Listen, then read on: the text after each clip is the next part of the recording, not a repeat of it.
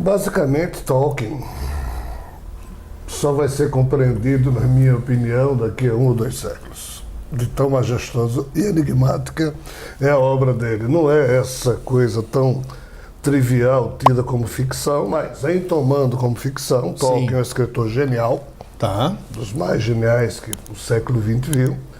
Foi um homem que nasceu em 1892, família católica, morreu todo mundo da sua família. Ele foi criado por um padre, então a religião católica sempre foi muito presente em tudo que ele fez, mas foi um cara que viveu a Primeira Guerra. A Primeira Guerra não é como hoje, você aperta um botão aqui, mata um bocado lá. A Primeira Guerra era espingarda com baioneta, ou seja, você dava tiro, acabou a munição e ia para a guerra, ia para o combate. No início do século era tudo? Pois é, então Tolkien vivendo tudo aquilo em guerra de trincheira, ali, no meio de chuva, bala, lama e sangue, ele começou a escrever, imaginando um campo verde, agradável, aí aparece aquele Shire, ou seja, o condado. Então ali ele começou a escrever o Hobbit. Então, basicamente, o nosso amigo Tolkien, ele foi um escritor genial que começou a escrever em plena guerra, escreveu livros maravilhosos, morreu em 1973, mas, assim, o Silmarillion, que é, na minha ótica, o principal livro dele, foi o último que ele escreveu, mas referindo-se, em termos de cronologia, ao primeiro momento dessa história toda. Vamos fazer uma pergunta que não posso esquecer de fazer. A gente sabe, nós que somos espiritualistas, holistas, a gente sabe que o mundo das ideias está aí. Então, nem você tem ideia, nem eu temos ideia nenhuma, ninguém tem ideia alguma. Está tudo à nossa disposição. Só podemos captar alguma coisa que exista, certo?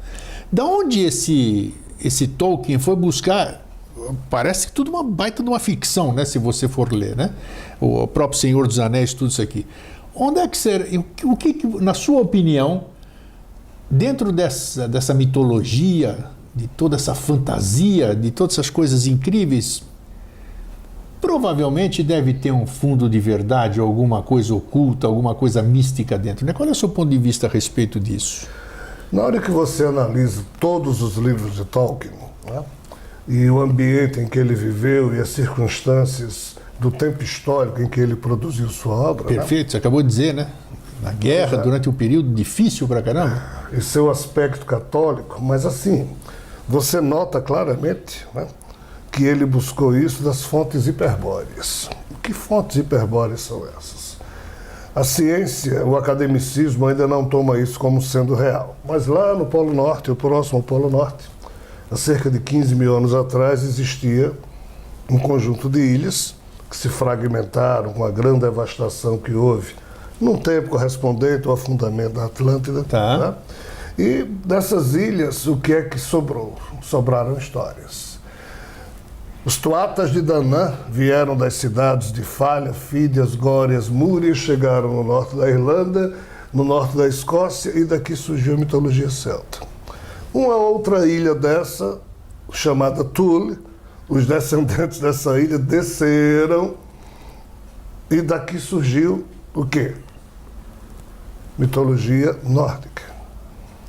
Dessas duas mitologias, ou de uma outra descida que ninguém sabe, da ilha de Elixoia, que é outra ilha lendária. Sim. Mitologia germana parece que surgiu, e assim Tolkien retirou elementos formidáveis da mitologia celta, mitologia nórdica, mitologia germana, uma mitologia que a gente pouco fala, mas talvez seja mais importante do mundo, que é a mitologia fino-ugriana. Nossa, como é que é isso? Fino-ugriana. Que está por trás da história dos eslavos, da Rússia, Okay. Mas a principal fonte dele ainda não foi daí. Foi de um livro finlandês chamado Kalevala, que parte do pressuposto de que as histórias que ali estão contadas têm 15 mil anos. Caramba! É isso que eles acreditam. Então, associando tudo isso ao catolicismo, aí Tolkien coloca no filme dele elementos medievais templários, coloca o conceito de bem e mal, coisa que, entre aspas, as mitologias não falam em bem e mal, as mitologias falam em ordem e caos. Isso, bem isso. E no sentido mais profundo da obra de Tolkien, o que é que ele faz? Ele busca da mitologia ariana hindu. O conceito de Nada Brahma, que em sânscrito significa tudo é som, para apresentar a figura do Criador Universal. Olha onde é que eu estou chegando de novo. Nossa Senhora, sim. Em um momento antes da criação desse universo, que na obra de Tolkien, Silmarillion, aparece como sendo Ea. Então ele mostra os dias antigos em que esse criador chamado Eru, e na linguagem élfica que o Tolkien criou toda uma linguagem. Na linguagem élfica, esse criador chama-se Eru Ilúvatar. Aí ele criou os Ainur, que seriam espécie de primeiros ministros ou co-criadores. E o que é que Eru Ilúvatar faz? Apresenta um tema, ou seja, um projeto, uma partitura musical. E esse tema não foi muito bem trabalhado pelos Ainu. Aí daqui surge uma dissonância, ou seja, alguém desafinou. Ok. E o universo que surgiu com problemas, chamado Ea. E é isso que ele descreve no Silmarillion. Mas onde que esse homem... Isso aí É fantástico. É fantástico, né? Mas aí que eu pergunto, onde é que uma pessoa pode buscar isso aqui? O que é necessário para você buscar esse tipo de... Você buscar até que não é difícil, vamos dizer. Agora, você interpretar o que você está vendo... E ele interpretou criando. Isso então, é que é então deve ter tido uma função. Penso que sim. E é isso que... o que eu normalmente falo a respeito disso é diferente de todos os livros que eu li, Sim. a respeito de Tolkien. E me sinto mal, porque lá vou eu de novo por uma estrada única, caminhando sozinho. É verdade. Isso Contra, verdade. Entre aspas, todo um contexto que diz, não, isso é ficção. E Tolkien, ele, basicamente, como escritor, enfrentou muitos problemas do catolicismo, porque ele criou demos, criou elfos demoníacos, né? Mas assim... Eu vou fazer aqui um resumo que eu não deveria, mas em homenagem a você. Opa! E aos seus telespectadores, mas como eu sei que você é um cara profundo, da mesma forma que as pessoas entendem que Kardec codificou padrões espirituais dispersos e criou um modo sistematizado de entender a espiritualidade, na minha lógica, sim, Tolkien codificou as 52 mitologias que eu conheço. Será, rapaz? E apresentou de forma sistematizada, pela primeira vez na história humana, o quê? Uma história, ou romanceada, ou ficcional, ou uma revelação. Que é esse Silmarillion? Silmarillion, tá. Que traz, pela primeira vez, a história antes do universo. Durante o universo, até a criação de Arda, que é a Terra, como o nome que ele coloca no livro, e aqui na Terra ele divide em 4 períodos, 1, 2, 3 eras, que é exatamente como você falou no início. A terceira era corresponde ao final da trilogia Senhor dos Anéis, porque a 4ª era quando o homem herda toda essa história e fica sozinho na Terra, apartado desse passado, pensando que é lenda, mas sendo conduzido a um destino que daí ele sabe. Então, esse Tolkien, no meu entender, sim, ele fez um serviço, ele fez uma divisão de águas. Antes dele, mitologia era de um jeito, depois dele, tem uma outra significado. Mas por isso que eu disse, daqui a um século ou 2 é que vão entender direito isso. Você, vamos dizer, é especialista ou é muito dedicado à questão mitológica, que eu já vi você escreveu muitos livros a respeito e se envolveu em mais um aqui agora, né, que é isso. Como é que você vê a mitologia adequada aos dias atuais? Você se encanta, você já mostrou isso aqui em outras entrevistas, e eu já vi outras palestras suas. Tudo tem um fundamento, é bacana, porque hoje em dia, nesse mundo atual, nesse mundo avançado, tecnológico, sei lá o quê, a mitologia é muito esquecida. Ela é considerada um negócio dos antigos. Lenda. Perfeito. Mito. E não se traz a essência daquilo que é maravilhosa, como a gente vê quando a gente fala com você aqui, nesses seus trabalhos, que, puxa, são instrumentos para o dia de hoje para a melhora do ser humano em diversos aspectos, até no próprio entendimento da criação, cosmogênese, antropogênese, uma série de coisas. Por que você acha que por que o ser humano está assim, considerando você espiritualista? Nós não deveríamos estar evoluindo e deveríamos estar aproveitando essas coisas boas, e muito pelo contrário, nós estamos cada vez mais nos afastando da essência da... Nós fomos condicionados à burrice. Eu acho que sim. Frase estúpida, grosseira, mas sim, mas é verdade, ué. Com a crueza que a nossa maturidade permite, a gente pode falar desse jeito. O ser humano surgiu aqui, viveu, a primeira atitude intelectual dele foi o quê? Registrar as notícias da realidade através do que ele podia, versos, ou seja, através da tradição oral. Foram aqui que essas mitologias surgiram. Não Sim. tinha religião. Não existia nem o nome Deus. Esse conceito de Deus não existia. Nenhuma das mitologias originais fala em Deus. Nada, ninguém falou nunca. Quando essas religiões que hoje nós conhecemos, que surgiram há 4, 3 mil anos atrás, quando elas surgiram, elas riscaram as mitologias, dizendo que aquilo era invenção, mas nenhuma religião existe sem ter roubado Perfeito. das mitologias. Existem provas e mais provas Tudo disso. que elas querem. Aí, como em todas as mitologias eram 3 deuses, ou 2 deuses, ou 5 brigando, cada religião escolheu um desse deus. Aí se tornou monoteísta por isso, porque escolheu um dos deuses da mitologia. Mas qual é o drama? Hoje nós somos condicionados a achar que o verdadeiro é o que a teologia das religiões e considerar o que as mitologias contavam ou contaram como sendo história de Trancoso, mentira, lenda. Você acha que isso é irreversível? Não, não é.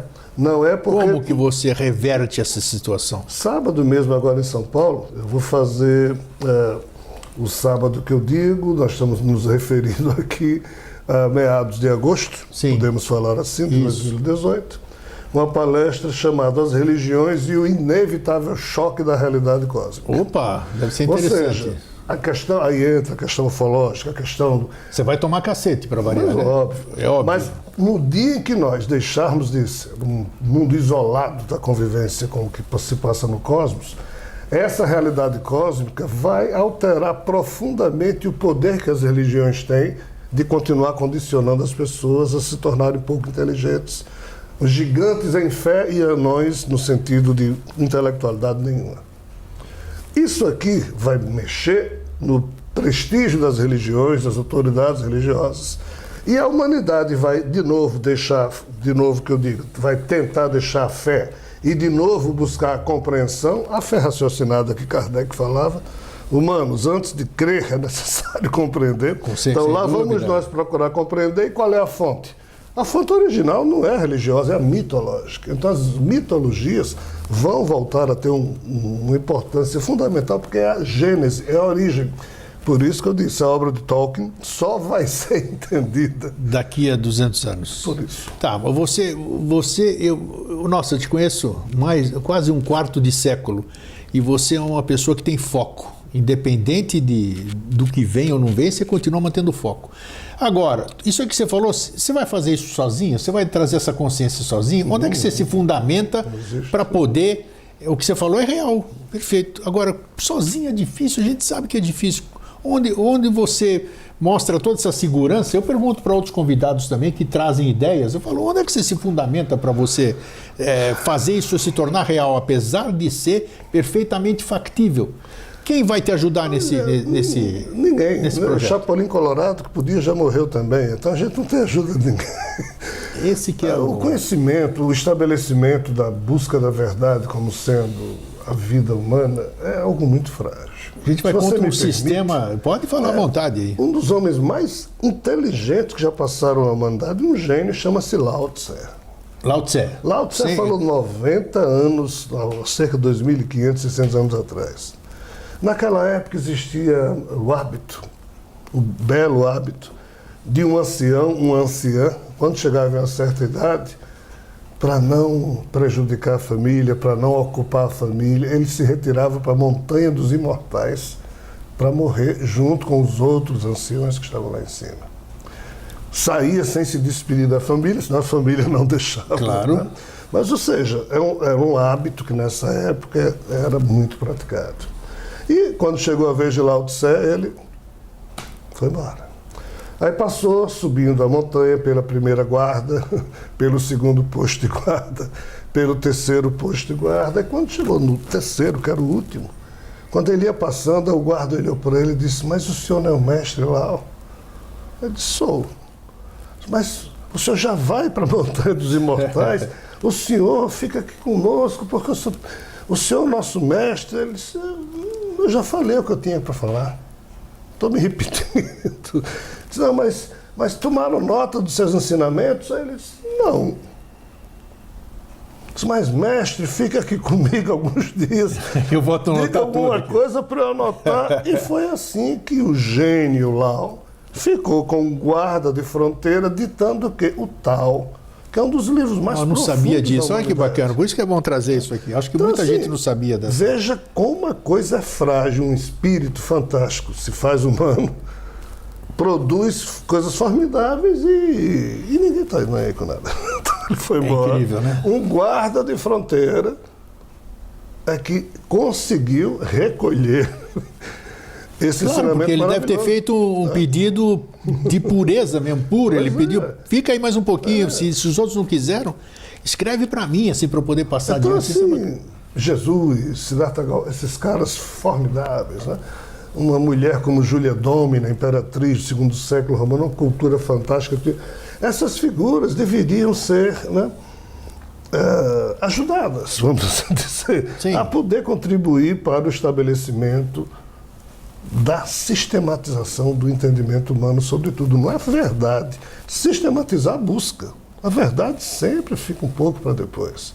Qual é o drama? É que nós somos tão cretinos que o orgulho é a vaidade da gente. Isso faz parte. Aí a gente pretende fazer uma verdade, a gente não ajuda o outro, a gente fica querendo só falar do que a gente faz para se engrandecer e blá, blá, blá. Infelizmente, Mas a assim, gente é tem uma que realidade. buscar nos outros. Então, assim, sozinho, claro, cada um de nós está sozinho ninguém consegue fazer nada. O máximo que consegue fazer, falar, escrever. Verdade. Mas assim, Por isso que eu fiz a pergunta para aí você. vai fazer o quê? A minha esperteza é quase zero. Eu não sei como competir com nada, eu não vou fazer questão de fazer sucesso, eu não sei se o que eu escrevo está correto. Claro. Então, assim, Nós estamos humanos, né? então nós somos muito frágeis para estabelecer padrões de busca.